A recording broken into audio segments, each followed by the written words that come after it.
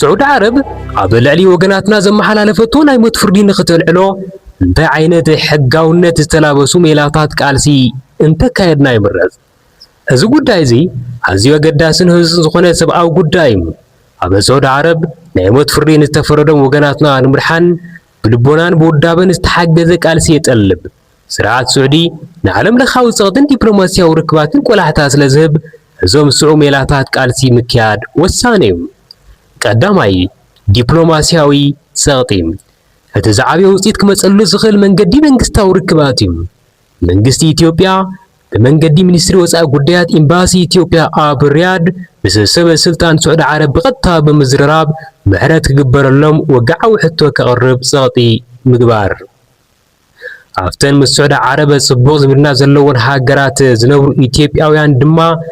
እተን ሃገራት ኣብዚ ጉዳይ እዚ ኢደን ክእትዋ ንወከልቲ ባይቶም ፀቕጢ ክገብሩ ምሕባር ካልኣይ ምስ ዓለም ለኻዊ ትካላትን ናይ ሰብኣዊ መሰል ውዳበታትን ምትእስሳር ውድብ ሕብራት ሃገራት ኣምነስቲ ኢንተርናሽናል ሁማን ራይትስ ዎች እዞም ትካላት እዚኦም ድሮውን ኣብ ስዑድ ዓረብ ዝካየድ ናይ ሞት ፍርዲ ይከታተልዎ ስለ ዘለው እንተተኻኢሉ ስም ናይቶም እስራት እንተተኻኢሉ ድማ ስም እቶም ዝተቐተሉ ምስሎም ናብ እዞም ትካላት ብምልኣኽ ዝተኸሰስሉ ምኽንያት ዘለውሉ ኩነታትን ብዝርዝር ብምሃብ ዓለም ለኻዊ ወፍሪ ክጅምሩ ምሕታት ሳልሳይ ማሕበራዊ መራኸብታትን ሚድያን ምጥቃም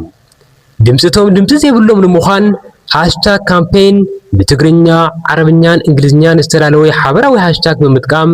ኣብ ዩቲዩብ፣ ቲክቶክ፣ ትዊተር፣ ፌስቡክ፣ ኢንስታግራምን ቴሌግራምን ካልኦት መራኸቢ ሜላታትን ዓብይ ናይ ንቕሓት ወፍሪ ምክያድ ፍላይካ ዓለም ለኻዊ ሚድያታት ነቲ ጉዳይ ከም ቢቢሲ፣ አልጀዚራ፣ ሲኤንኤን ዝኣምሰሰሉ ማዕኸናት ዜና ከም ዝዝግብዎ እንተዳ ተገይሩ እዚ ንስም ስዑዲ ዓረብ ስለ ዝትንክፎ ነቲ ፍርዲ ንምቕያር ክደፋፍኦ ይኽእል እዩ። ራብዓይ ሰላማዊ ሰልፍታትን ጥርዓናትን ምክያድ ኣብ ቅድሚ ኤምባሲታት ስዑዲ ዓረብ ኣብ ዝተፈላለዩ ሃገራት ዓለም ለንደን፣ ዋሽንግተን ዲሲ፣ ጄኔቫ ወዘተ ዝርከቡ ኢትዮጵያውያን ኣብ ቅድሚ ኤምባሲ ስዑዲ ዓረብ ሰላማዊ ሰልፊ ብምክያድ ጥርዓን ምቕራብ ኣብዚ ክንርድኦ ዝግበአና ሓደ ሓቂ ኣብ ውሽጢ ስዑዲ ዓረብ ሰልፊ ምክያድ ኣይከኣልን እንተተኻየደ እውን ነቲ ጉዳይ የግድዶ እምበር ኣየዝሕሎን ኣብ ጎደናታት ኢትዮጵያ ሰልፊ ምግባር እውን ትርጉም የብሉን። እዚ ሰልፊ ኣብ ኢትዮጵያ እንተኮይኑ ኣብ ኣፍ ደገ በሪ ቤት ጽሕፈት ኣምባሳደር ስዑዲ ኣብ ኢትዮጵያ ክኸውን ይግባእ።